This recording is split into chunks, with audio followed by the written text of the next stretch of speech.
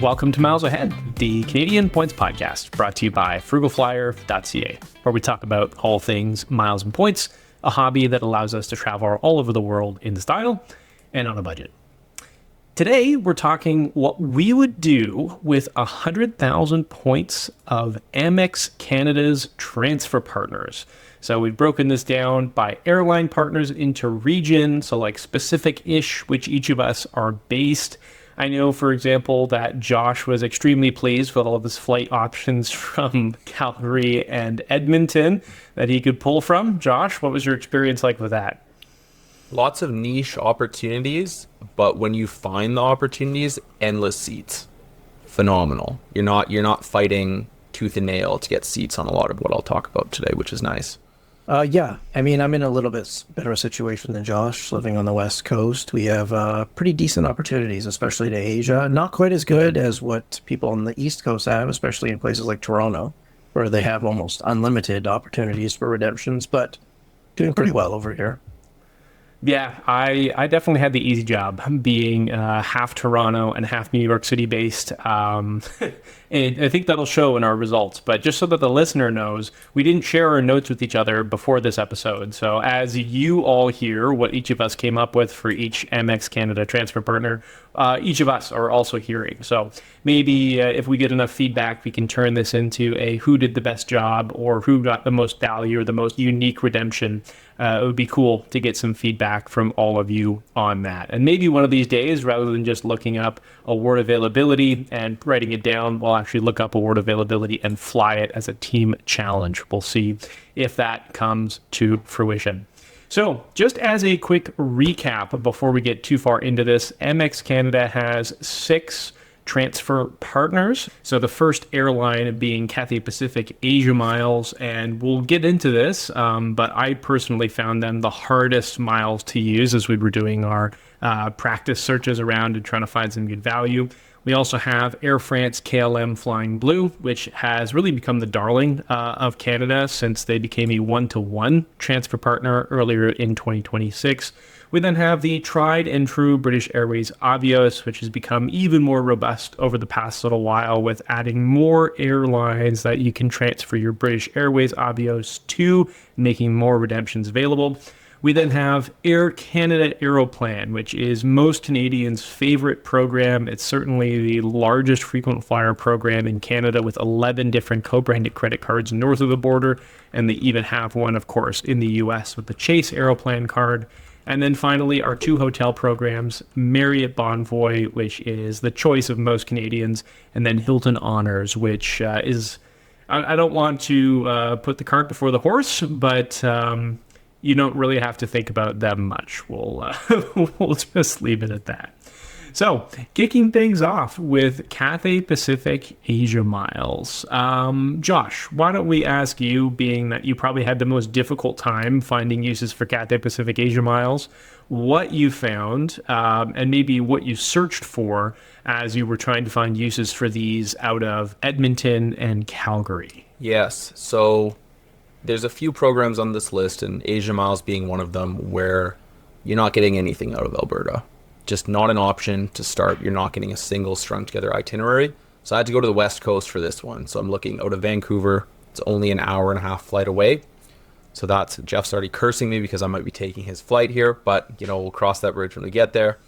And finding these flights can be hard. Searching for Asia Miles redemptions is not easy. We have so many good tools out there, and that's just not the case. With trying to find this. So what I looked for was I wanted to get to their Cathay Pacific's hub in Hong Kong out of Vancouver. Super simple redemption. And so I had to play around a bit to find the actual availability. And just keep in mind what we're talking about, a lot of us found actual seats and availability. This is not just, what it should be on a award chart. So I started looking. First, I looked at some places like out of LAX and whatnot, but I landed on Vancouver, and I found multiple days actually with Seattle to Hong Kong. I know I said Vancouver, but Seattle's close enough, for 91,000 Asia miles in business class. So we're already pushing right up against that 100K.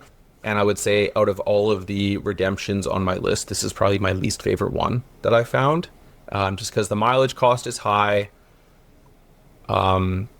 Searching for Asia Miles seats is very frustrating. It is pretty much the best way if you do want to fly on Cathay Pacific Metal. And obviously there's a ton of value in getting through to Hong Kong because you can go many places from there. Interestingly enough, when you search on Asia Miles, you don't get to see the taxes and fees unless if you're actually making a booking. So I have no idea what the taxes and fees are. I know they've been kind of dynamicing them in recent times with the fuel prices, and I know they've reduced them recently. But yeah, it's that's kind of where I lean with this, is out of West Coast to Hong Kong for 91,000 miles. Pretty easy to find at calendar open, so 360 days in advance. Okay, so my question, Josh, being first and foremost, if we have 100,000 Canadian membership rewards and the transfer ratio is 1 to 0.75, where did our extra 16,000 Asia Miles come from? That's a good question. I mean, it depends on the card, right? This is why exactly what I struggle. I didn't know if you'd call me on that. This is where I struggle with the Asia Miles program. Between the lower transfer, they don't really do transfer bonuses. So, you build in a little bit of, if you're working on a card that has a 10,000 MSR, there's some points there, that sort of thing. But a flat 100K, I couldn't find anything that I would do for that. And that's why out of everything on the list that we'll talk about frequent flyer, it's probably my least recommended program for most people. Yeah. So I don't have an answer, but that's exactly it. So I'm glad you caught that. Yeah. They are a difficult program. Jeff, I'm curious to see if you abided by our 100,000 MR restriction and not 100,000 loyalty point restriction. What did you come up with? I have bad news for you. I kind of cheated too. I kind of took this challenge as around 100,000 MR. So sure, give or take, right? So yeah, I was kind of thinking along the same lines as Josh. Obviously, Vancouver to Hong Kong, there's 2 daily flights. So maybe that improves the award availability situation. I know some family members that have actually found it recently and flown it, so they do pop up from time to time. And the one that I kind of had my eye on is an extremely long flight, but worth it for the points, and that's Vancouver to Hong Kong, and then onwards to Johannesburg, South Africa. And that add-on flight is still a 14 or 15-hour flight, but it really only adds around 30 to 40,000 points in total cost. So you're looking at around between 120,000 and 130,000 Cathay Asia Miles, which ends up being way more than 100,000. 200,000 Canadian MR. That's a sweet redemption, though. You're getting 2 crazy long flights on a great carrier. But yeah, right. I feel less bad now. I think, that's about as far as you can fly for as little points, I think. So that's why I kind of think of it as a really intriguing redemption. I realize it's not exactly in the spirit of the challenge, but so if the rest will be. You could get the points if you had to, yeah. Yes, cool. You definitely could get the points if you had to. So before I get mine out of the way, I did want to say that we want to remind everybody that the Neo Bank Cathay Pacific Asia Miles credit card exists. And it does come with a 60,000 point welcome bonus that's doled out all in the first year. I'm not going to give the specifics of breakdown of the welcome bonus, but you get one chunk on approval. I believe it's $35K on sign up. Actually, I know this now because I remember that $35K on sign up as it's identical to the RBC Avion card. And then after spending a set amount, I don't know exactly what it is. It's something reasonable. It's not we'll it's not ridiculous like a $10,000. We'll link it. Yeah. Exactly. Then you get another $25K. So while it has a high annual fee of about $200 and some, and it has basically no benefits that go along with it, it is a very cheap way to accrue 60,000 Asia Miles, which would be the same thing as 80,000 membership rewards. So if you're liking what you're hearing and you want to take that redemption from Vancouver through Hong Kong, then on to Johannesburg, and you need about another 60,000 Asia Miles to do it, that is a card that is great and exists. So unlike my colleagues, I only cheated a little bit with some of the other partners, but for this very first one, I wanted to make sure that I stayed within the parameters of the rules. I looked at a few different things. I was basically seeing who I could get as far away from my home base as I could with only using 75,000 Asia miles. I first wanted to try and book Royal Air Maroc from Montreal to Casablanca, just because Africa is a hard place to get to, and it'd be something different than a lot of this challenge, which is going to be Asia and Europe. But strangely, when I went to actually redeem, because I did have the Asia miles in my account from a previous flight that I had to cancel, it always errored out, which was strange. So even though I wanted that to be my redemption, 27,000 points per direction in economy class from Montreal to Casablanca, it didn't work. So I moved on, and I ended up finding a very long sequence of flights, 27,000 Asia miles in economy class to go from from Montreal to Athens. So you would fly all the way to London and then on to Athens for only 27K. And then the return is the same thing. But unfortunately, what killed this redemption when I looked at it in detail is that the taxes and fees are basically $650 round trip. And that's even less than what you pay with British Airways. However, the cash cost of an economy flight between Montreal and Athens round trip is about $1,000. So if you're going to be redeeming 52,000 or 54,000 Asia miles to save $400, that's less than a penny a point, which you'd be better off just redeeming your points directly as a statement credit with Amex than going through the trouble of transferring to Cathay Pacific. So what I actually wanted to submit, my final thing here, is going to be a business class flight from Toronto to London. You're not going to get a return. That's one thing that I tried to deal with all my redemptions is you're not just going to get one way, you're going to get both ways, but it's not available with Asia miles at only 75,000 points. So we ended up with 63,000 Asia miles and only $376 for a one-way flight between Toronto and London Heathrow, which is a screaming deal compared to the 50,000 at Avios and $799 that I paid in taxes and fees to do that flight in the opposite direction just last summer. So if I had Asia miles had MR that I was willing to convert to Asia miles at that point in time, I probably would have done that. But I had more Avios than I knew what to do with, so I just sucked up the taxes and fees and dealt with it. But that is Cathay Pacific, pretty done and dusted.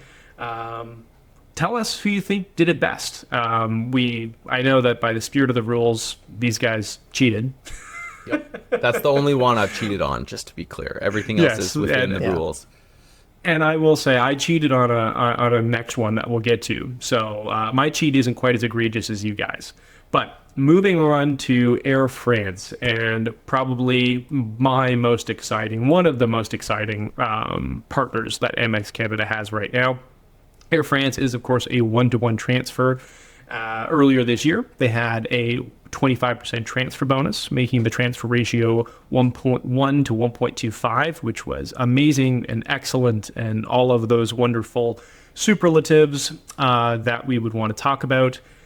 I'll hand things off to Jeff first this time, and you can tell us what you found. And exactly, let's start first with how many miles you used. Did you include a 25% transfer bonus, or did you leave it at a clean 100K?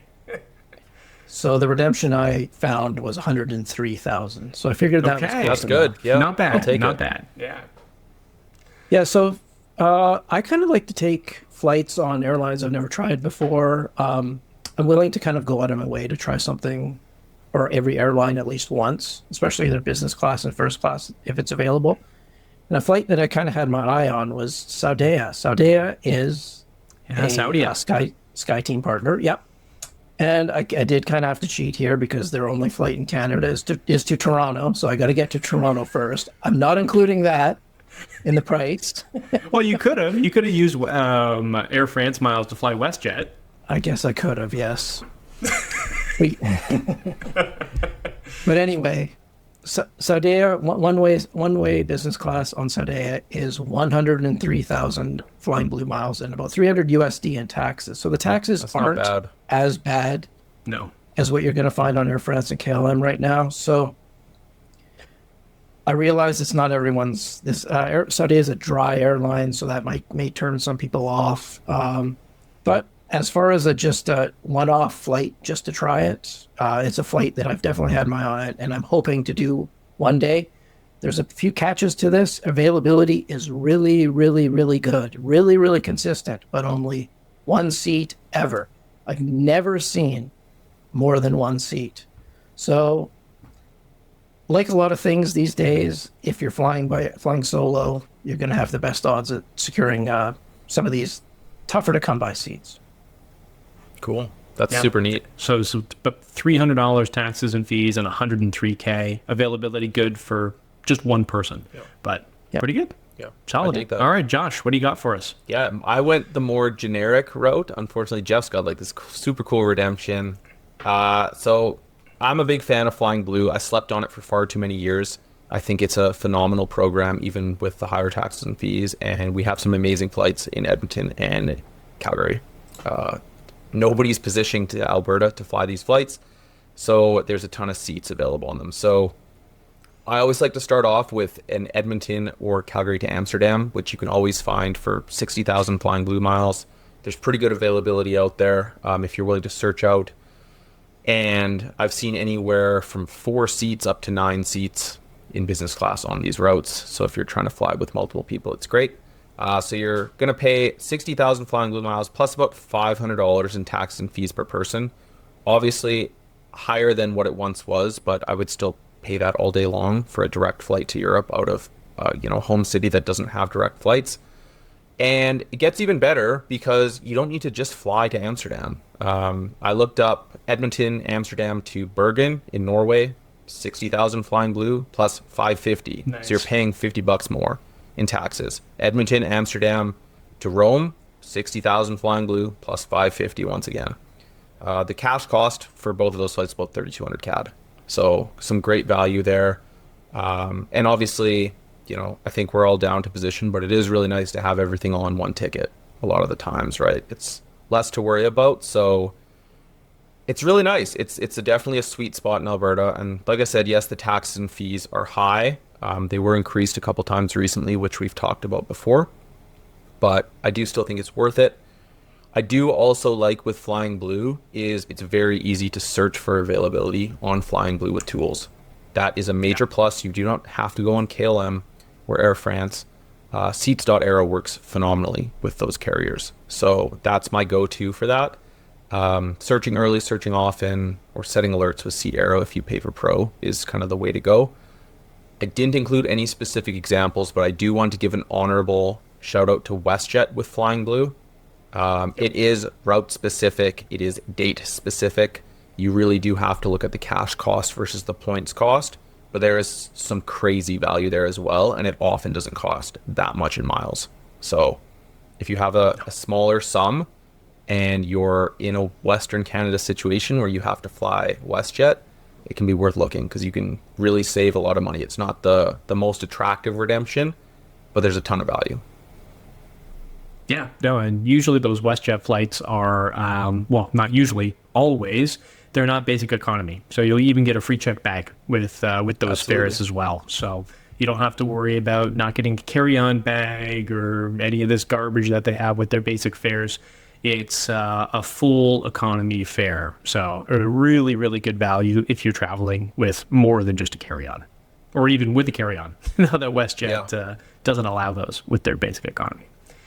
All right. So I love this because we actually ended up with 3 different airlines within the same airline loyalty program. So from the East Coast, I had the easiest job for sure. Like I already mentioned, I was able to find, not often, but occasionally, Virgin Atlantic business class from Toronto to London Heathrow. And what surprised me the most is that it was only $371 of taxes and fees. That's which really is good insane to London. When we think of, because we think about London, expensive, and we think about if you're into the US points game, Virgin points, they have insane taxes and fees on their own flights. Like we're talking $800 one way in business class. And here you've got $371 Canadian for 70,000 miles. So It wasn't available a lot. I think the repeatability is hard to find for this, but on the days that it was available, there was often more than one seat. The one thing that I was a little bit, not concerned isn't the right term, but I was disappointed with, is that I couldn't attach a segment from London onto like Paris or Amsterdam. It wouldn't route. The only thing that would show up in the search results was Toronto to London. So you'd be stuck in London, but that's a good place to be. Lots of cheap airports that operate out of there. The alternative was a little bit cheaper if you instead wanted to fly with Air France or KLM. There was quite a bit of 60,000 mile availability, similar to what Josh found from the West Coast, but it had $559 Canadian of taxes and fees. So almost double, pretty close to double the taxes and fees, and that's surprising considering that Virgin is known and London is known for having a high taxes and fees. And Jeff, you actually flew Virgin Atlantic business class many years ago now, but Yes. You thought it was a great product. It's wonderful. Yes, absolutely wonderful. And especially if you're departing from London, the Virgin Atlantic Lounge is amazing at London Heathrow. Yeah, so I wanted to find that flight on the return home so I could mention that, but for what it was worth, I couldn't actually find that flight leaving London. It was only available, not even from the US, it was only available from Toronto on a bunch of days. So good thing about Canada is that we don't have a lot of Americans that are willing or even know to reposition up here. So those that play the points game north of the border do have a little bit more availability. And now, of course, I only used 70,000 miles, so I also was able to sort myself out for a flight home. The flight homes, of course, are always daytime flights, so a 18,750 point promo reward had about $300 in taxes and fees. This is going to be leaving Paris on to Montreal, actually. And if you're doing the math, you would still know that I've only used 88,750 Air France KLM miles. So I even included a WestJet flight from Montreal to Toronto to reposition back to where we started from for 5,000 miles and only $60 in taxes and fees. So all told, we still have about 5,000 Air France KLM miles left over, paid about $675 in taxes and fees. And you have a business class flight for the overnight and an economy flight on Air France on the way home. And Air France Economy, for what it's worth, they do serve a real champagne in their economy class. So a little bit more of an elevated experience than, let's say, Air Transat or something like that. Okay, British Airways, tried and true. The amount of options were large for Air France KLM. They are even larger for British Airways. And Josh, tell the ladies and gentlemen why British Airways has so many different options. I alluded to it in the intro, but let's get a real definition here for anybody who's a little bit newer. If you have British Airways Avios, you have access to pretty much the entire One World airline alliance. And One World has so many partners. And then it gets even better is you can transfer Avios between other Avios programs. So you can move British Airways Avios to Qatar Airways Privilege Club Avios, which can result in different pricing, different availability. And there's other partners like Finnair, Aer Lingus, Iberia.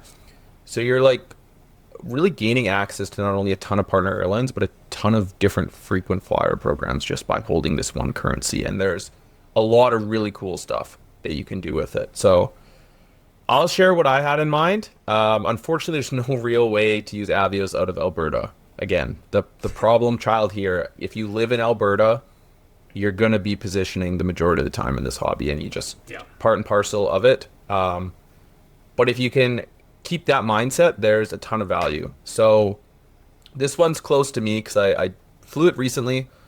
So if you're willing to get down to the West Coast, and this can be Seattle, LAX, San Francisco, you can actually book business class on Japan Airlines with Avios. It is 85,000 Avios for one direction to Tokyo Haneda out of San Francisco. Taxes and fees are high. They're definitely higher than they used to be. I'm seeing 677 CAD per person. I would probably still pay 85,000 Avios plus 677. The cash rate's nearing 4,000 a person. for a ticket like this, but it's not an easy pill to swallow. It's a lot of money to throw down, and that's just solo travel, right? If you're willing to push past 100K MR, this was not my main thing, just to be clear. This is an addendum to what I have in mind. Yes. You can book SFO to Tokyo Haneda on Japan Airlines first class for only 28,500 Avios more. The taxes and fees are the same, but it's there. And I flew that recently. It was fantastic. But you're really only going to find one seat for first class, no matter how far you look out, whereas you might be able to find 2, 3, 4 business class seats. So typically, when I was looking for availability, I'm looking about 360 days out as the calendar opens. And outside of booking directly with Japan Airlines Mileage Bank, their frequent flyer program, Avios seems to get the seats the earliest. So if you're looking to make a far out redemption where you have the flexibility, this is a great avenue. And then honorary mention to Qatar Airways as well. Qatar Airways is a fantastic redemption on British Airways Avios. There have been some changes recently with redeeming for family and friends, and we'll link that article in the show notes so you can get up to speed on that. But it's really easy to still find Qatar Airways saver seats. If you look 360 days out, it's pretty easy to find 2 saver seats. They price out at 70,000 Avios from North America, plus 200 USD for a one-way ticket from any of those hubs to Doha. Unfortunately, if you book a saver on Qatar Airways, you do have to pay for seat selection, which is kind of a kick in the teeth. But it's still good value. It's a good redemption, and obviously, if you want to go onwards from Doha, as probably many will not plan on a whole vacation in Doha, there is an additional cost on that, but depends on where you're going and what the routing looks like. But at least to get you over there, it's not a bad price. Definitely. Jeff, what did you cook up with your Vancouver port that doesn't have a lot more Avios options, but maybe you even went West Coast? Yeah. It's got a few. Yeah, no, I was just going to quickly follow up on Qatar Airways because I was going to shout them out too. That's, in my opinion, that's the best use of Avios points that's currently possible. Yep. It's just an awesome product. Even though it's fairly old now, I still think it's the best business class. And if, as Josh was saying, if you want to carry on and want to use the exactly 100,000 Avios points, you could fly as far as Bangkok and Hong Kong. And those should price out to around 100,000 Avios. So really good deal there. Those 2 routes operate first class, and you can usually tag on a first class flight for no extra cost. So something to keep in mind there. Huge win if you can get that. But the one I was going to mention is American Airlines, because American Airlines has a couple of flights from Vancouver, specifically Dallas and Charlotte.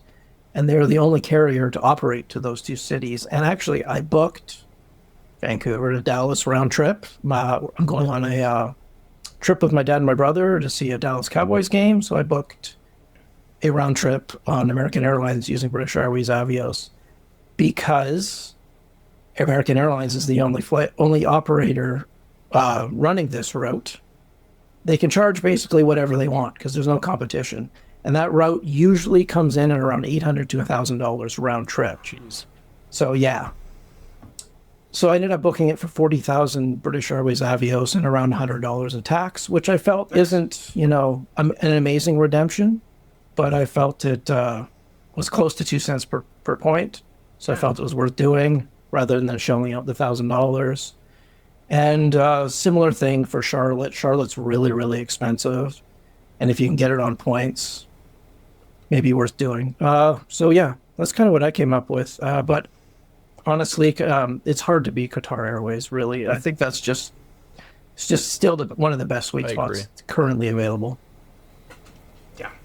Yeah, Qatar Airways definitely has a heart or has a soft spot for all of the points and miles enthusiasts, as Avios are just so easy to acquire, especially when you start getting going with some of the U.S. banks down south. I opted for another different airline than everybody else here. So another third option to give you a little bit more inspiration for your own travels. I, again, instead of doing just a one-way, did a round trip because you always want to come back home. You never want to be stranded out where you are. So I was able to find a trip for April of 2027 that would depart Toronto at 11 p.m. at night. You'd be flying in business class with Finnair. I don't think we actually have a Finnair business class review on the site yet. Is that right? No, we don't have that. So maybe I'll actually end up doing this trip because it sounds pretty spectacular with all of the individual details. But you have an 8-hour flight, and you'd be taking off at 11 p.m., which is an excellent time to take off for a transatlantic flight. You can basically go straight to sleep and then wake up just in time for breakfast. You probably get about 6 hours of sleep, maybe a little bit less than that for your trip over there. You'd be landing in Helsinki around 2:30, so you don't even have to wait for your hotel room to be ready. The timing of this flight is really impeccable. And that's going to cost 62,500 Avios, and there was 2 seats available, a lot for this flight. And the taxes and fees, I might mention as well, were only $250 Canadian per seat. So you'd be looking at $62K and $250. Then for the flight home, you're not going to be flying in business class because I did stick to our strict 100K rule. And the benefit that you're going to get here is that it's a daytime flight on the way home, just like I was talking about with the Athens redemption that we were talking about a little bit earlier. 30,000 Avios for getting a direct flight from Helsinki back to Toronto, and only $102 in taxes and fees. So all told, you're going to be spending about $350 a person. Now, that does leave you with still 7,500 Avios that you can use for something else. So I found a use for them, because of course I did. And it's a thing that I've actually done recently that I'm going to write a full-length article about. We'll eventually link to in the show notes of this episode. But you can redeem 500 Avios and then anywhere between 70 euros and 115 euros for a Scandic Hotels free night certificate. And Scandic Hotels are the largest chain of hotels in Finland. I have the exact number here. They've got 56 properties in Finland. So you're not going to be scant for choice. And basically, if you redeem the remaining Avios, you can spend your 13 nights that you'd be on this trip for real availability for only 975 euros if you went for the basic Scandic Hotels free night certificates. So that is going to be the equivalent of $1,500 Canadian for 13 nights in Scandic Hotels, and those vouchers include breakfast as well. Damn. So a pretty screaming deal. Yeah, and these are nice hotels. Like, definitely some of the hotels are going to be more budget focused, but I would challenge anybody to find a cheaper hotel deal than 75 euros a night to stay often in city centers in nice and new hotels. And with breakfast included every single day. And some of the premium vouchers, so this is going to cost a little bit more than 1,500 Canadian for 13 nights. However, some of the premium vouchers, which are 114 euros each, they save 73 euros per night.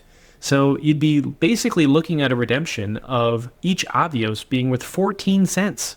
Wild. 14 really cents per Avios. It is pretty amazing. So I actually think that this is a trip that more people should consider because to spend under $2,000 and have all of your flights and hotels covered for 13 nights, you have just your food and activities on top of that, going to Europe literally has never been cheaper. So this is definitely my highlight redemption, I think, and I really hope that somebody writes in and says that they redeemed for this, because with just 200,000 membership rewards, actually a little bit less than that because you don't need double the hotel rooms. Maybe you do if you travel with a family. You can get an excellent trip to Europe. And this is springtime. Like, this isn't going to Helsinki in the winter. You're heading there for April into May. Fantastic timing.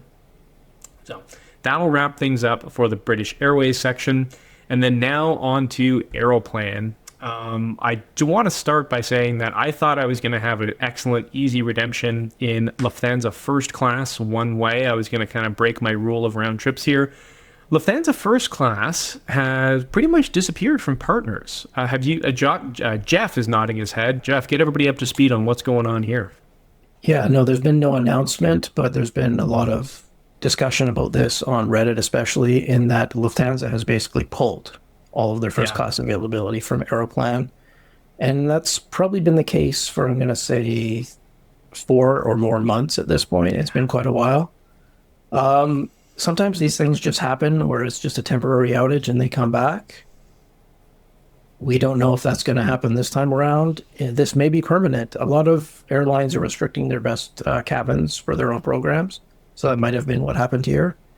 We don't know. We'll just have to wait and see. But as of this recording, there is no first class availability through Aeroplan on Lufthansa.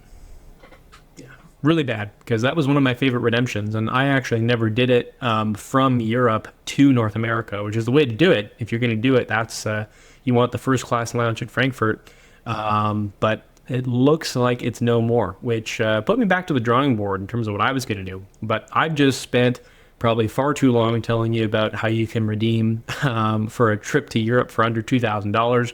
So, Josh, let's get your findings on Aeroplan. Yeah, so I know, and I'm sure Jeff will talk more about nice close-in availability with his angle. I'm finding it harder and harder to find really good Aeroplan redemptions looking a year out. It's becoming thinner, so what I went with today is something I recommend to a lot of people. It's not the highest value, sexiest redemption, but it works. So out of Calgary this time, there's a Calgary to Frankfurt route on Discover Airlines business class. It can be had for 75,000 Aeroplan points plus a reasonable $115 in taxes and fees. What I like about this is it's pretty damn good availability, even in the summer, even in peak season. It's pretty easy to find, usually at least 2 seats on a route. I've seen up to 6 available, even as I was searching very recently. So the caveat here is Discover Airlines. I haven't flown it personally. I know a few people who have had, and I've heard it's fine is the best way to put it. It's fine. It's business. It's lie flat. It's a meal. It's a few drinks. You know, that's the one thing I'm kind of hesitant on is I think a lot of the redemptions we've talked about today is like the carriers are really, really good, where this one kind of falls a bit short, but it does get you to Europe in a lie flat from Alberta. And once you're in Europe, it is obviously really easy to get around, especially out of a hub like Frankfurt. We do have a review on Discover Airlines, so we will throw that in the show notes. You can check it out for yourself.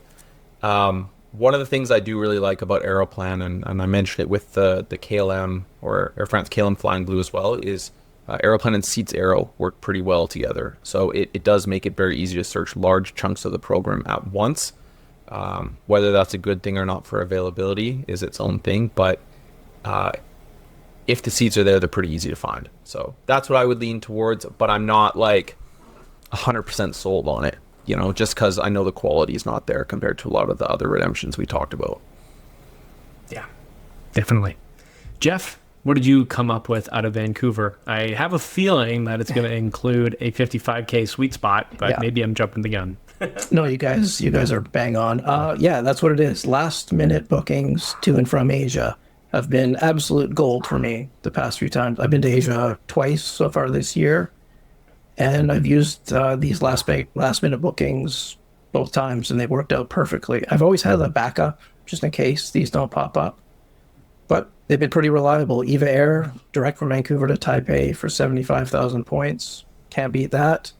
And as you said, I just flew home a couple weeks ago on ANA from Narita to Vancouver for 55,000 points.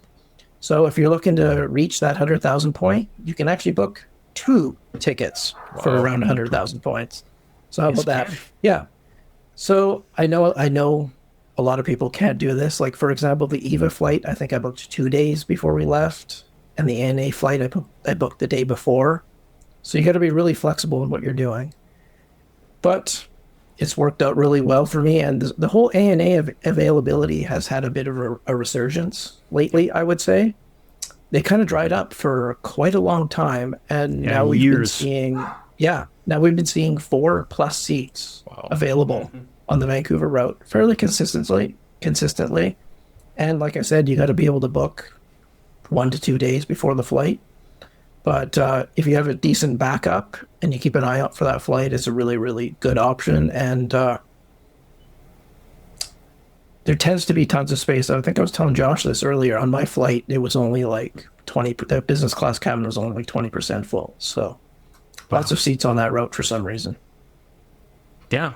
No, I think that's an excellent thing to highlight. And I actually only found out that ANA 55K availability was back in the research for this episode.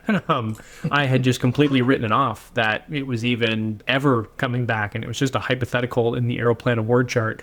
But it is, in fact, back. And if anybody wants a little bit more lead time for booking flights to Japan, I did see that Vancouver to Osaka was actually often available at reasonable rates on Air Canada Metal as well. So that's another thing to potentially look at. My redemption is once again a round trip. Not quite as flashy as Jeff's with that lovely 55K award sweet spot. However, I was able to fly from Montreal to Casablanca for 63,600 points in business class. This is on Air Canada's A330 signature class. Great product. Not going to blow your mind, but definitely better than Josh's example of Discover Airlines. Not to hate on Discover Airlines or Josh's example. Absolutely. Absolutely it is. We talk about average products or good products, and Air Canada won't be the best, but it is definitely not a below average product. It's good. You will enjoy your time there, most definitely. The best thing about this is that you only have $81 in taxes and fees in terms of actually paying a cash outlay, and there was 5 seats available on this route. So dynamic pricing, typically not something that we can ever count on or that we like, but here it's actually super reasonable, like $63K to fly to Africa, and mind you, Northern Africa, which is very close to Europe, takes me to my next flight, which takes you home from Europe, from Madrid, only about a 1.5 hour flight from Casablanca. Let's see the distance between the days here, a 13-day trip, so about 2 weeks you'd spend on vacation, and it was $47K in premium economy. So I wanted to stay under the $100K mark. So I couldn't quite be there, but the cash and points feature, which is something that's an interesting quirk of the Aeroplan program, often not a super great idea to take advantage of it, but we have an article detailing exactly what you would want to do with it. You can use it to basically buy Aeroplan points at checkout for a reasonable rate. It's not a good rate, but it's a reasonable rate. So we would pay 37,600 Aeroplan points to fly in premium economy from Madrid back to Montreal. And both of these were really good value. Oftentimes, business class flights to Africa are cheaper than what you'd find to Europe.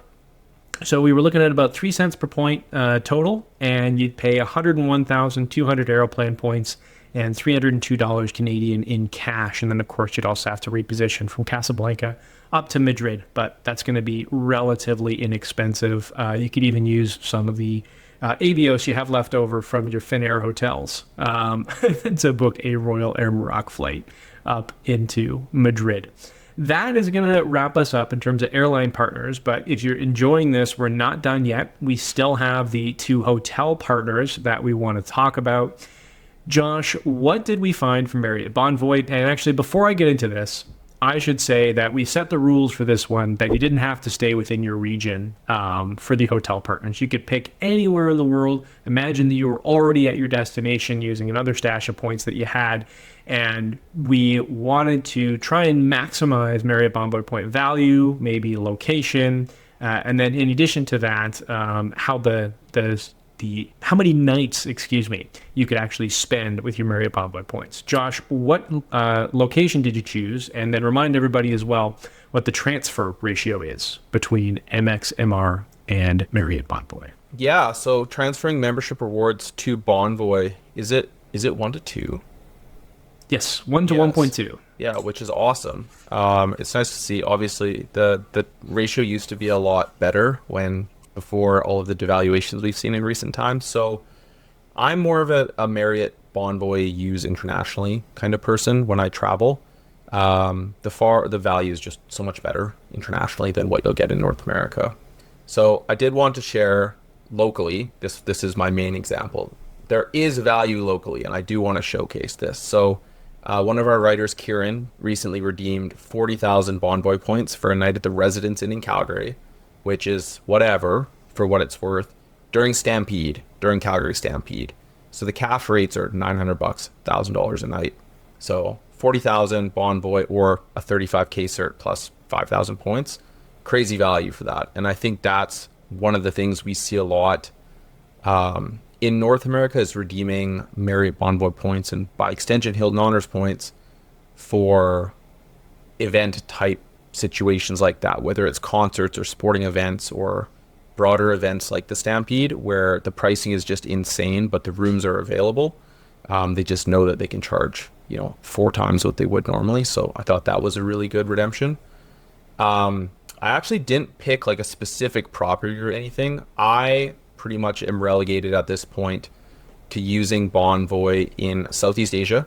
That's where a lot of my value is.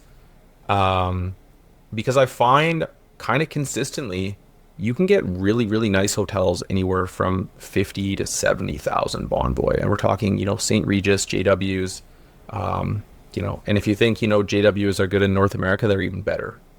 It's truly it punches so far above its weight class outside of North America. So that's kind of what I try to do with. That being said, caveat as well, I'm not typically one to transfer points to Marriott from membership rewards, right? So I think it's been years since I've done it. I think it was the last time I did was for a bit of a top up for a redemption. But if you find the right redemption and it makes sense for your dates and where you want to stay, there's for sure still value there. Not everything is great value on Bonvoy these days. Yes, very, very good and sobering reminder of the state of that program. Jeff, what did we come up with? Yeah, so I tried to find for Marriott and Hilton places where you could actually stay 5 nights and take advantage of the 5th night free benefit. Damn, love it. So one of the places, and I've been there twice this year, is China. For those that don't know, award pricing in China is unlike anywhere else in the world, just about. It's really, really affordable. That actually goes for the cash prices and award pricing. So I found the Courtyard by Marriott Shanghai Central. Now, I know when I say Courtyard, and if you stayed at a Courtyard in North America, you might be getting shivers down your spine. But Courtyards in Asia are usually very modern, really nice. The Courtyard in Shanghai actually has an executive lounge. So they're a little bit elevated compared to what you're going to get in North America. And you can stay here for 5 nights for exactly 100,000 Marriott points, which I think is a screaming deal. Now, cash prices aren't that high. Cash prices are around $800 Canadian. So you're not quite getting 100 points or 1 cent per point, but I still think it's definitely worthwhile if you don't want to spend any cash at all. Yep. So yeah, just piggybacking off what Josh said, you have to get as far away from North America as possible. And for whatever reason, China, and I haven't been there yet, but I've heard India is also one of kind of the last remaining regions where you can actually get really good value from your Marriott points. So China, if you're looking to absolutely maximize your Marriott Bonvoy points. Excellent. Yeah, no, I love the approach that we all took here. And it's true. I didn't know what these guys were going to say, and they've got no clue what I'm going to say. And I kind of meshed together both of their ideas. Not only did I take a approach where I wanted to find an event that was definitely going to increase the cost of hotels in the area to try and get good value, but I also went outside of North America because the hotels are generally nicer. If you have any level of elite status, you're going to actually notice that difference rather than being treated like a nuisance that they have to provide these benefits to you. So what I was able to cook up here was the Westin Madrid Cusco during the Madrid Grand Prix weekend. So for those of you that don't know, I'm heavily involved in motorsport and the automotive industry. So for me as a gearhead, being able to attend Formula One events is always a super fun thing. And now that it's becoming more mainstream, I think this will be applicable to a lot more people. But you would only be staying 2 nights. So you'd be staying Saturday night and Sunday night. Basically, you would get to yourself to Madrid, however you're going to get there, drop off your bags at the hotel, head over to the track for qualifying. You'd then stay in your hotel Saturday night. And then the nice thing is that you don't have to drag your luggage with you to the racetrack, because you're going to be spending Sunday night at your hotel as well before leaving Madrid. So all told, you'd be looking at 126,000 Marriott Bonvoy points. So I did go over our cap of 100K MR, reminding everybody that we've got 120K Marriott Bonvoy from 100K Canadian MRs. And that is going to be 1.8 Canadian cents per Marriott point. And then this hotel is also centrally located, so you'd only have about a 40-minute transit to actually get to the event venue. So this is another one that I think somebody can actually take advantage of later this year. If you want to be one of the few people that has the privilege to say they attended the first Madrid Grand Prix street race, this is some excellent value that you can use and stay in a very nice hotel as well. Westins internationally are some of my favorites, whereas here in North America, they can kind of just be conference hotels almost, rather than a luxury brand. Okay, capping things off with Hilton Honors. There's a reason why we left this for last, and it's not the old adage that you save the best for last. This is going to be the fastest section, and I'll let these guys come up with announce what they came up with, and then I'm going to finish off with the reason why you should pay no attention to the section at all. Josh, what did you find for Hilton Honors? This is the hardest one of the whole list to really stand out and say that here's a great example. We talked about how it's tough to get value with Marriott Bonvoy. It's even worse with Hilton Honors. Hilton Honors has seen a ton of devaluations. Yes, it's one membership reward to 2 Hilton points, correct?